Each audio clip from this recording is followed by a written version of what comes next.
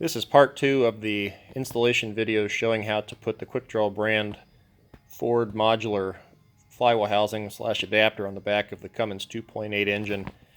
Going to go ahead, we've got the back of the block cleaned off. There are dowel pins included with the kit. We're going to take some gray RTV and put a very fine bead around the entire lip and up into the corners. And the dowel pins that are supplied with the kit will just slide in top and bottom, and you'll have to take a rubber mallet just to get them to seat. So we've got the rear housing put back on using 2 bolts to simply position it on. This little piece that was used to put the rear crank seal over the crank can now be disposed of. And we're going to go ahead and put the rest of the bolts in and then slowly walk it in, because what we're trying to do is get those dowel pins to get into the alignment holes without shearing any material off. So it's a little bit of a dance. You really don't want to hit with a hammer. Just kind of lift up underneath as you walk the bolts in with your hand, and it'll just snug right into place. Biggest concern whatsoever, the little gasket here and here, we don't want to shear that when we put this on, so you want to walk it on straight. So we're pretty much there. As you can see, we've just walked a little bit more. Everything's going on real seamlessly. At this point, you can use rubber mallet and just very gently just tap down here, while on your other hand you just walk the bolts in, and that just frees up a little bit of force on there to get those to snug. You're just fighting the tension up here where the gasket's already trying to mate. Okay, after hand tightening all the bolts, torque them down, you can see this is about all the gasket material you want to see coming out once you've cranked her down.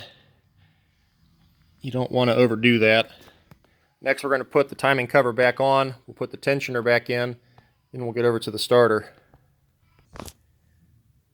Okay, the tensioner's back in. We've gone ahead and set the small bolts, plug the sensor back in.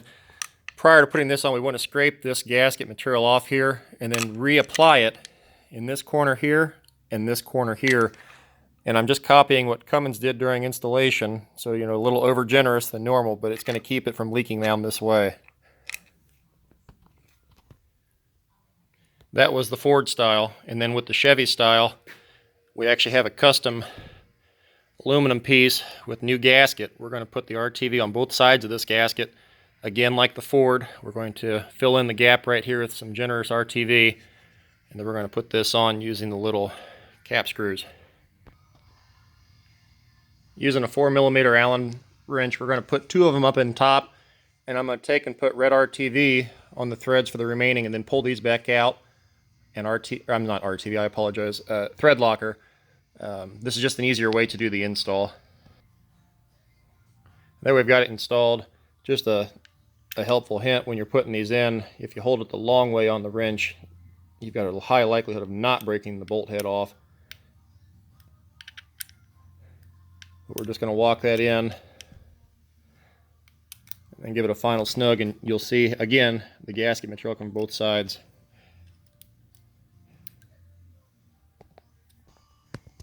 So another helpful tip for the folks doing the 6L80 installs, you're going to have a pretty tight clearance up in this area. You're going to more than likely have to take the grinder out and just clearance the top of the bell housing where that bolt lands to make that fit up in there correctly. Back to the oil pan, we've cleaned out the majority of the old RTV down in the corners. Don't necessarily know if this is required or not, but I'm going to go ahead and recommend just in each 4 corner we're going to put another dab of RTV just to seal up in those cracks that we scraped off. Okay, we've got our oil pan bolts torqued back on. We're going to run this dipstick screw back down in.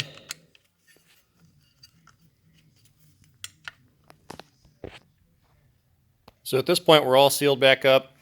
Got our exhaust flange on, reused the bolts that came in the kit. This one does protrude a little bit further in. Not a clearance issue, just more of an aesthetic. If you want to cut that down or get a long or shorter one, you can. Now we're going to go ahead and do the starter. So if you look right here on the starter, there's this little hump. Apologize, this one-handed job. But we just need to take that hump down and a notch right through the flange here, and it'll fit right in the pocket, and that'll save you the time of having to cut the block down. I'll show you before and after once I machine this, but you can do it with a grinder. Okay, as you can see, We've got the before, we've got the after. Really not a lot pulled out. This is a 1/2-inch groove. Cut that down flush. And remember, on the Ford kits, this isn't a requirement. We're using the Ford starter. So we don't have to do any of this. We don't have to cut the boss off. This is just the Chevy application. But, you know, that would take you all of 2 minutes with an angle grinder. So now to put this in, that little notch we've cut is avoiding the boss. We'll just slide right in. We'll put our nuts or bolts in and torque it down. Final step, we'll set all our bolts in the flex plate, torque them down to spec, and we're ready to go.